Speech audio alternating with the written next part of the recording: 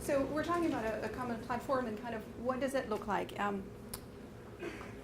At the bottom, we're putting people on the Drupal content management system and version 7 of it. It's not something you need to learn the nitty-gritty details of, but it's just, you're probably going to hear more on campus around Drupal 7. On top of Drupal 7, because it's a very flexible platform, we're putting a layer that we're calling a Stanford theme. It's about the colors for Stanford, it's about the fonts, it's about making it look like and recognizable as a Stanford site. And then we put what is generally the Jumpstart academic functionality. It's a set of very common functionality that most sites need. So we're talking news and events, people, courses, publications, that sort of thing. Most sites will need those. It helps us to have sort of a package that we can put on most sites. And then we do some customization. So it's either tweaking, turning on, turning off certain features, or it's adding new features for specific sites. And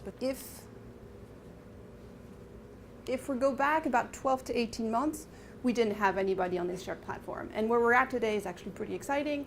We have, in terms of departments, we have the majority that either have already launched on the new platform or in the process or have expressed interest in the new platform. So this, if you're looking at the white sites, art, classics, English, music, statistics, and so on, they're already on this platform. The greenish yellow sites are interested or in the process or about to launch. And actually, history already launched last week. So there's quite a momentum moving in that area. This is just departments. We don't just work with departments. We also work with programs. We work with Dean's Office functional units. We work with centers. We work with a lot of units on campus to bring them to the platform.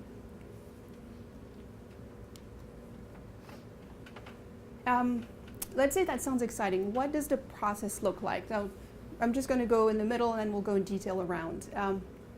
Before we start a process of websites, we like to figure out why we want a website. Just because everybody has one is not quite a good enough answer. So really trying to figure out what are the objectives, what's the value add, what is really the juicy bit to get out of the website. The other thing we like to point out before we start the process is it's not something we're going to build in a corner and sort of toss over the wall to you. It's really to make it right. It's really something we do in collaboration with the unit. So it's really something that we need to have resources identified on both sides to make this work so we can really understand what the unit is about and what the work is about so we can bring that through on the site. I'm just going to look at the color blocks up here. So very, very high level, what the process looks like. We first do a discovery, then we do designing and planning, then we implement it and test it, and we launch, and then there's support and managed site after it goes live. Discovery is about really for us to learn and listen. So we'll do exercises to understand sort of the scope of what we're trying to build. This is a picture of we play with index cards and trying to figure out group and label content on the site to understand how it's going to go together. We sometimes build user personas. They're sort of fake people to represent the types of visitors on your site so we can really start building empathy and understanding for what they need to get out of the site. So this is our discovery phase. Once we figured out sort of the big objectives for the site, we move to the design phase. We start laying out maps for the content, figuring out, is this logical, is this balanced, does this work for the users that we've identified are the top audience for the site? We start figuring out the model for all of the content. What are the options for types of content we want to be able to create on the site? How do we want them to be able to be displayed, filtered, cross-referenced? And then we start going into some of the fun visual prototyping and mock-up. So we'll draw on paper and say, is this what you have in mind? And get some quick feedback. Not really. What if we move this here? I don't like this filter. Can we add something else? So this is our whole design phase. And then we move to implementation. But again, if you remember that triangle slide we had earlier, really we're starting from a base that already has so much functionality that the implementation is really the tweaking and a little bit of additional functionality at the top. Every site, though, needs something a little bit different. So we worked with the Department of Statistics that really has a significant amount of technical reports that needed to build on their site. We're working with global studies, and funding opportunities for students is an area of their site that needed to be built. What else did we do? Really fancy courses tagging and filtering with urban studies. So a lot of different functionality. This is just some examples of what we do. Launch process. Before we launch, we make sure to give you some training. It's actually usually quite short, only about an hour or two, because the tool is really pretty intuitive. We've had people tell us if you can send an email, you can use this Drupal website. It's really quite straightforward the way it's built. And then in terms of documentation, we either do the old-fashioned sort of Word document, or we do training videos that you can refer back to. So either way, we make sure you have training, we make sure you have documentation, and then we sort of hold your hand, launch the website, and then we give you a big help button. So once the site is launched, we don't go away. There's a couple of ways to reach support, either through the site, through Helps You, and because the website is not something we sort of launch and forget about, it's something that's going to continue living and breathing.